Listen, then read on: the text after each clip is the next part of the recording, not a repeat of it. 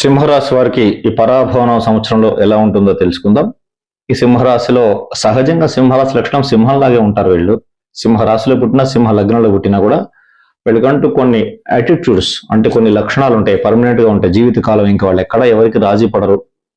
ఈ సింహరాశి వాళ్ళ లక్షణం ఏంటంటే ఎక్కువగా నీరు తాగుతారు, శరీరం ఎక్కువగా ఉష్ణతత్వం కలిగి ఉంటుంది, అంటే వేడిగా ఉంటుంది, మసాలాలు ఘాటైన పదార్థాలు బాగా తింటారు వీళ్ళు. అట్లాగే వేడి వేడి పదార్థాలు తింటారు, సమయానికి టైం టు టైం అన్ని స్ట్రిక్ట్ గా ఉంటారు వీళ్ళు.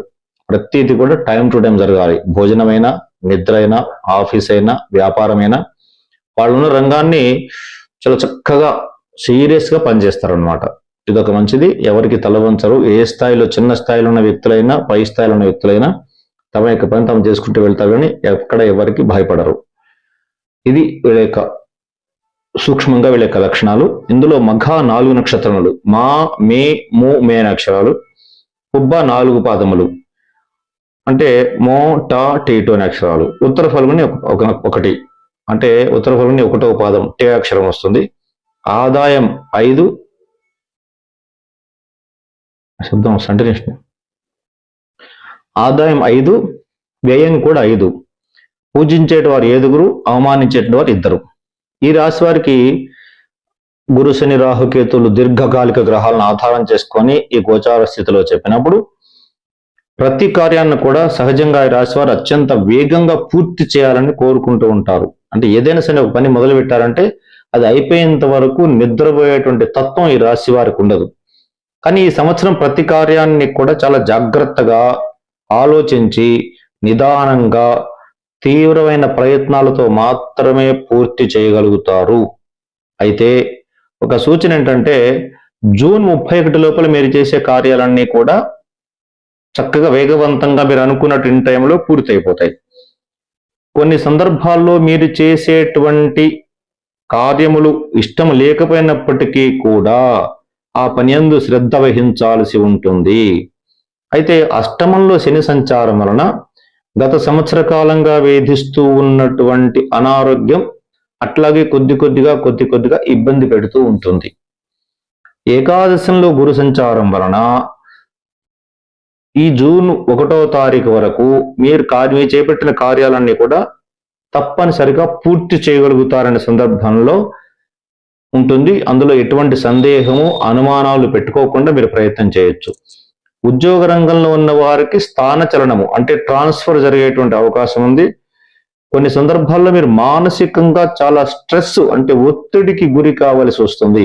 సహజంగా సింహరాశి వారికి ఒత్తిడి అంటే ఎంత తెలియదు. ఎందుకంటే వాళ్ళకు ఉండేటువంటి సింహావలోకనము అంటాం మనం. సింహావలోకనం అంటే ఏంటి? సింహ అవలోకనము అంటే ఈ రాశిలో పుట్టినట్టు వారు ఒక పని చేసేటప్పుడు నడుస్తూ ఒక అడుగు వెనక్కి వేస్తారట. అంటే సింహ లక్షణం అది. అదేం చేస్తుందంటే నడుస్తూ ఒక నిమిషం ఆగి ఒక అడుగు వెనక్కి వేసి ఆలోచించి ఎగిరి దుమికి ఎదురుగా వచ్చే జంతువుని వేటాడుతూ ఉంటుంది. వీళ్ళు కూడా అలాగే ఒక్కొక్కసారి వేగంగా పని పూర్తి చేయాలనుకున్నప్పటికీ కూడా మళ్ళా ఒక్కసారి దాన్ని ఆలోచించి పునరాలోచన చేసి ముందుకెళ్తారు. అటువంటి స్టబాన్ గా ఉండేటువంటి ఈ వ్యక్తులు కూడా ఈ సంవత్సరం కొంత మానసికంగా ఒత్తిడిని ఎదుర్కోవలసి వస్తుంది. ధన సంబంధించిన విషయాల్లో కూడా చాలా జాగ్రత్త వహించాలి. ఏది ఏమైనప్పటికీ కూడా మీకు జూన్ 31 వరకు మాత్రం మీరు కాస్త ఆనందకరమైన జీవితాన్ని గడపవచ్చు. జూన్ 31 తర్వాత మాత్రం మీకు ఆరోగ్య విషయంలో కానీ, ధన విషయంలో కానీ, ఉద్యోగ విషయంలో కానీ, వ్యాపార విషయంలో కానీ ఏదైనా కాస్త ఇబ్బందులు ఎదుర్కోవడానికి మానసికంగా సిద్ధంగా ఉండాలి. చేపట్టిన కార్యాలన్నీ కూడా విజయవంతం చేయడానికి మీరు బంధువులు, మిత్రులు, ఆత్మీయుల యొక్క సహకారంతో పూర్తి చేస్తారు. అయిన వారందరూ ఎవరైతే ఉంటారో వాళ్ళతో కాస్త విరోధం రాకుండా చూసుకోవాలి. డిసెంబర్ 5 వరకు గత సంవత్సరం ప్రారంభమైనటువంటి తాత్కాలిక సర్పదోషం ఈ సంవత్సరం డిసెంబర్ 5 వరకు అట్లాగే కొనసాగుతుంది. కాబట్టి అపార్థం చేసుకోవటము, భార్యాభర్తల మధ్య అపోహలు ఏర్పడము, అట్లాగే మీ life partner, working partner, business partners అని 3 పార్ట్నర్స్ ఉంటారు. వర్కింగ్ పార్ట్నర్ అంటే మీతో కలిసి పనిచేస్తున్నటువంటి మీ పక్కన కొలీగ్స్, వాళ్ళతో కూడా జాగ్రత్తగా ఉండాలి. బిజినెస్ పార్ట్నర్ అంటే వ్యాపారంలో జాయింట్ వ్యాపారస్తులు అయితే ఉంటారో వాళ్ళతో కూడా విరోధం రాకుండా చూసుకోవాలి. ప్రతి నిమిషం కూడా భార్య, పిల్లలు, బంధువులు, మిత్రులు, ఆత్మీయులు, మీ తోటి ఉద్యోగస్తులు, మీతో కలిసి పనిచేసేటువంటి వ్యాపార భాగస్వాములు అందరితో కూడా చాలా జాగ్రత్తగా ఉండాలి. డిసెంబర్ తర్వాత కొద్దిగా మానసిక వేదన ఇంకొంచెం ఎక్కువయ్యేటువంటి అవకాశం కూడా ఉంది. శిరో సంబంధమైనటువంటి అంటే తలనొప్పి సంబంధమైనటువంటి చిన్న చిన్న చికాకులు కూడా ఏర్పడతాయి. రాజకీయ రంగంలో ఎవరైతే ఉన్నారో వారికి పదవి పట్ల పదవి పోతుందేమో అనే భయం కూడా ఏర్పడేటువంటి అవకాశం ఉంది. అది పోకుండా చాలా జాగ్రత్తగా మీరు కాపాడుకోవాల్సి వస్తూ ఉంటుంది. ఉద్యోగస్తులు కూడా జాగ్రత్తగా ఉండాలి. ఏ రంగంలో ఉన్నవారైనప్పటికీ కూడా అనవసరంగా ప్రయాణాలు చేయవలసి ఉంటుంది. కొన్ని ఆధ్యాత్మిక సంబంధమైనటువంటి కార్యక్రమాల్లో మీరు పాల్గొంటారు. తద్వారా అంటే దైవ కార్యాలు, ఆధ్యాత్మిక సంబంధాలు అంటే ఏదైనా దేవాలయం కడుతూ ఉంటే వెళ్ళి సహాయం చేయడం, దేవాలయ ప్రతిష్ఠ జరుగుతుంటే సహాయం చేయడం, అంటే భగవంతుని యొక్క కళ్యాణాలు జరుగుతూ ఉంటే అక్కడ వెళ్ళి నిలబడి ఆ కార్యక్రమాలను చేయించడం, అట్లాగే ఎక్కడైనా ఎవరింట్లైనా ఈ పుణ్యకారాలు జరుగుతుంటే మీరు వెళ్ళి మీ వంతుగా అక్కడ హెల్ప్ చేసి రావడం లాంటివి కూడా ఈ సంవత్సరం చేసి దాని వలన కొంత కీర్తి ప్రతిష్టలు పెరుగుతాయి. రాజకీయ రంగంలో ఉన్న వారికి ప్రజలతో చాలా జాగ్రత్తగా ఉండాలి. పదవి పోతుంది అనే భయంతో పాటు ప్రజలు కూడా మిమ్మల్ని అపార్థం చేసుకునే అవకాశం ఉంది. ప్రభుత్వ పరంగా వచ్చేటువంటి సమస్యలు కూడా కొన్ని ఉంటాయి. అంటే గతంలో మీరు చేసిన కొన్ని పొరపాట్లు కావచ్చు, కొన్ని తప్పులు కావచ్చు, ఇప్పుడు ఏదైనా దానికి పనిష్మెంట్ వస్తుందేమో, రాకుండా ఉంటే బాగుంటుంది కదా అనేటువంటి ఆలోచనలో కూడా ఉంటారు.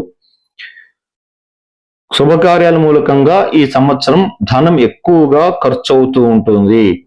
అట్లాగే విద్యార్థులు ఎవరైతే ఉన్నారో చెడు సహవాసాలకు దూరంగా సాధనాపూర్వకంగా తమ విద్యను కొనసాగించినట్లయితే అద్భుతమైన ఫలితాలు పొందుతూ ఉంటారు. సాధనాపూర్వకంగా విద్యార్థులు అంటే ఏమిటి దాని అర్థం?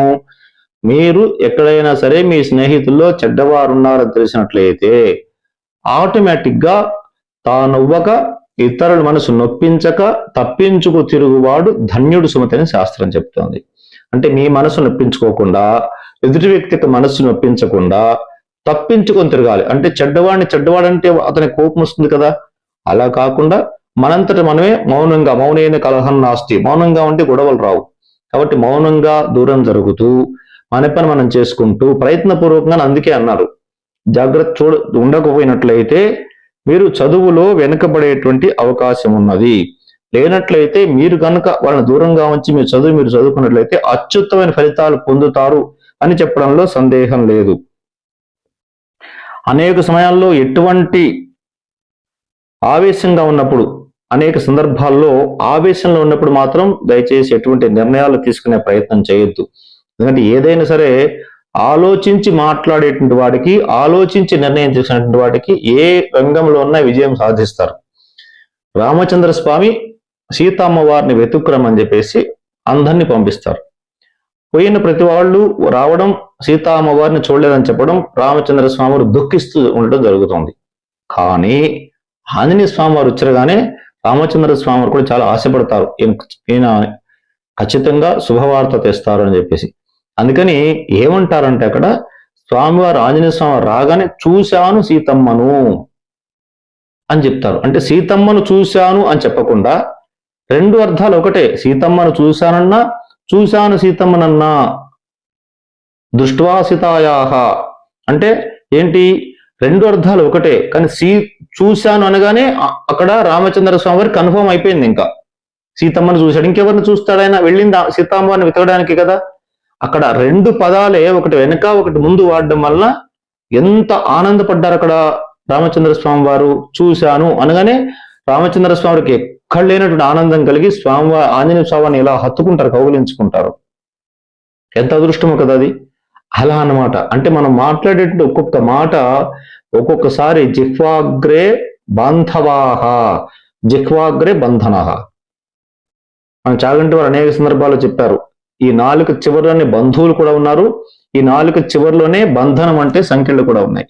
అందువల్ల ఈ సంవత్సరం మీరు ఆవేశంలో నిర్ణయాలు తీసుకొని ఆవేశంగా మాట్లాడకుండా జాగ్రత్తగా ఉండాలి. అటువంటి ముఖ్యమైన నిర్ణయాలు తీసుకోకండి. గృహ నిర్మాణం చేపట్టాలనుకున్న వారికి, ప్లాట్ కొనాలనుకున్న వారికి, ఏదైనా పెద్ద పెద్ద వాహనాలు కొనాలనుకున్న వారికి జూన్ 1వ తారీఖు లోపలనే అవి పూర్తి చేయండి. ఈ సంవత్సరం చక్కగా కొన్ని పుణ్యక్షేత్రాలు కూడా సందర్శించి తద్వారా కూడా కొంత ధనం ఖర్చు అయ్యే అవకాశం ఉంది. గృహంలో కొన్ని వస్తువులు కొనుగోలు చేస్తారు. ఏదైనా ఈ సంవత్సరం ఈ రాశి వారికి పర్వాలేదు, మరి అంత చెడ్డ కాలం అని కూడా లేదు, మరి అంత మంచి కాలం అని కూడా లేదు. మీరు కాస్త జాగ్రత్తగా ఉండి ముందుకు వెళ్ళినట్లయితే మంచి ఫలితాలు పొందుతారు. ఇంకా అత్యుత్తమైన ఫలితాలు పొందాలి అని చెప్పేసి అంటే దుర్గా అమ్మవారి దేవాలయంలో ఒక 21 రోజులు అంటే అర్ధమండల దీక్ష, మనం ఏది చేసినప్పటికీ కూడా మండల దీక్ష కానీ అర్ధమండల దీక్ష కానీ చేయాలి. దీక్షతో 21 రోజులు 21 ప్రదక్షిణాలు చేయాలి. రాహుకాలంలో అమ్మవారి దేవాలయంలో నిమ్మకాయ ఇట్లా వెనక్కి తిప్పి ఆ డొప్పలో విప్ప నూనె పోసి దీపారాధన చేయాలి. విప్ప నూనె దొరుకుతుంది మనకి షాపుల్లో, అన్ని చోట్ల చాలా ఈజీగా దొరుకుతుంది. దానితో మీరు దీపారాధన చేయాలి. ఇది చేసినట్లయితే చాలా బాగుంటుంది. చండీ హోమం చేయించుకోగలిగిన శక్తి ఉన్నవాడు చండీ హోమం చేయించుకోవచ్చు ఇంట్లో. అట్లా కాకుండా మీకు దగ్గరలో ఏదైనా అమ్మవారి దేవాలయాలు ఉంటే అక్కడ సామూహికంగా చండీ హోమం జరిపిస్తూ ఉంటారు. అక్కడ మీకున్న శక్తి కొద్దీ అమౌంట్ కట్టేస్తే వాళ్ళు కూడా మీకు సహకరించి చేస్తుంటారు, అక్కడైనా చేయించుకోవచ్చు. ఇకపోతే ఈ రాశి వారికి ఈ సంవత్సరం అంతా కూడా, ఈ సంవత్సరమే కాదు ఎప్పుడు కూడా వీళ్ళు బై బర్త్ కూడా ఎవరికైనా సింహరాశి వారికి అదృష్టవారం ఆదివారం, సోమవారం, మంగళవారం, గురువారం, ఈ 4 రోజులు అదృష్ట వారములు. అదృష్ట సంఖ్య 1, 2, 3, 9. అదృష్ట దిశ తూర్పు, ఉత్తరము. అదృష్ట రత్నము కెంపు ఈ వేలికి పెట్టుకోవాలి, లేదా పగడం కూడా పెట్టుకోవచ్చు. పగడం అయితే ఈ వేలికి పెట్టుకోవాలి. ఈ రెండింటిలో ఏదైనా ధరించవచ్చు. కానీ రత్నం ధరించేటప్పుడు నేను చెప్పేటువంటి సూచన ఏంటంటే మీ వ్యక్తిగత జాతకం ఒకసారి పరిశీలించి దాని ద్వారా రత్నం ధరించడం వలన మంచి ఫలితాలు వస్తాయి. శుభం.